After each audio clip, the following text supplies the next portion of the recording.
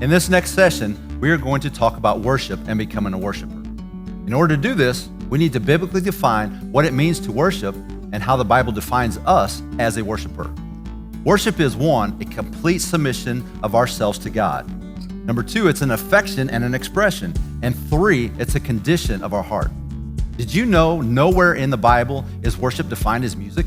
Music is for praise. Your heart is for worship. Let's go all the way back to Genesis chapter 4, where worship, or the sacrifice, started. We all know and remember that Abel's sacrifice, his worship was accepted, but Cain's wasn't. Have you ever wondered why?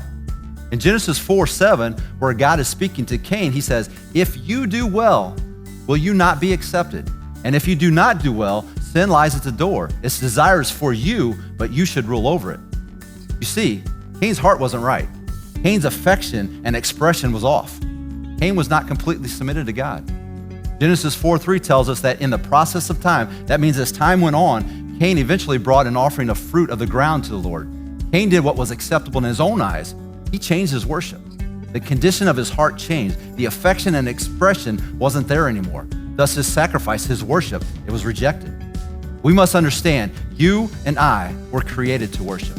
It's part of an external purpose to be in his presence, that manifest presence of God. 1 Peter 2:9 says, "We are a chosen generation, a royal priesthood, a holy nation, his own special people." He's called us out of darkness into his marvelous light. Chosen means to pick. He picked you and he picked me to be a special people, his people, surrounded in his presence. Now that is truly exciting. Psalms 100 instructs us to enter his gates with thanksgiving and his courts with praise. Be thankful to him and bless his name, for the Lord is good. His mercy is everlasting.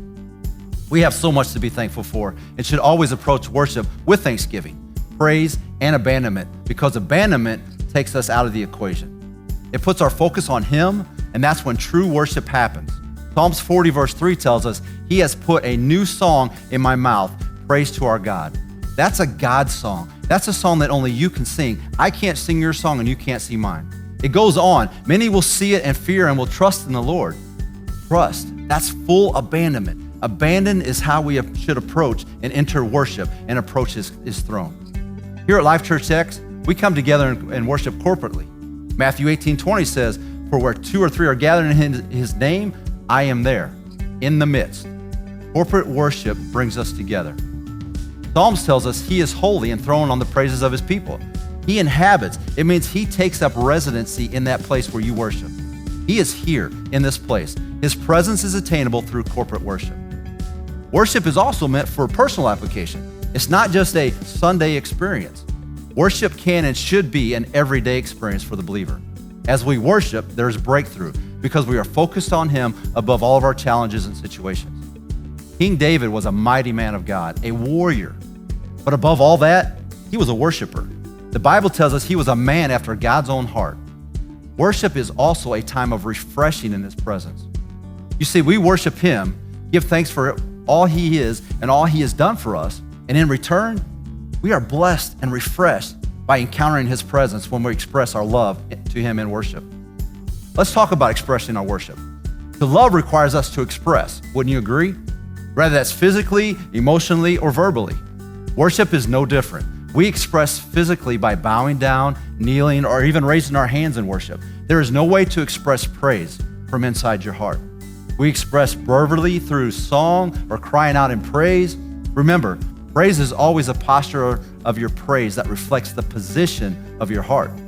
We express emotionally through abandonment, losing ourselves, and positioning ourselves with a postured heart of worship.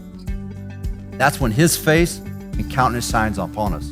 His presence invades our midst. Psalms 22:3 tells us, "But you are holy, enthroned in the praises of your people." An atmosphere of abandoned worship invites the living presence of God into that place.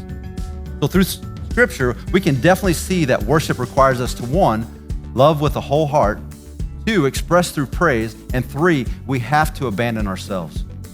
Deuteronomy 6:5 instructs us to love the Lord your God with all your heart, with all your soul, and with all your strength. This is truly how we were meant to worship, with everything we have.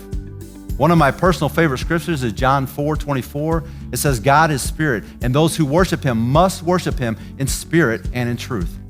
And here at LifechurchX, We want to help the worshiper inside you break out so you too can worship from a place of truth and be blessed in his presence.